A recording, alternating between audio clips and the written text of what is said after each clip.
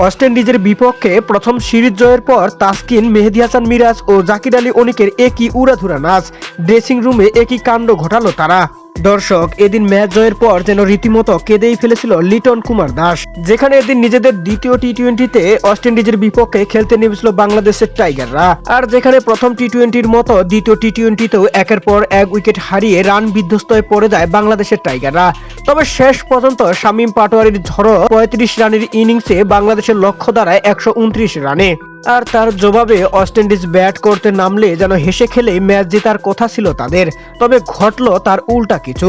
বাংলাদেশের জাকির আলী অনিক, শেখ মেহেদী হাসান ও তাসকিন আহমেদের বোলিং দাপটে যেন কিছুতেই ঘুরে দাঁড়াতে পারেনি ওয়েস্ট ইন্ডিজের ব্যাটাররা, যেখানে উইকেট হারাতে হারাতে ১০২ রানে গিয়ে থামে তাদের ইনিংস। তাই তো এমন ম্যাচ জয়ের পর, অর্থাৎ সিরিজ জয়ের পর যেন কেঁদেই ফেলেছিলেন লিটন কুমার দাস।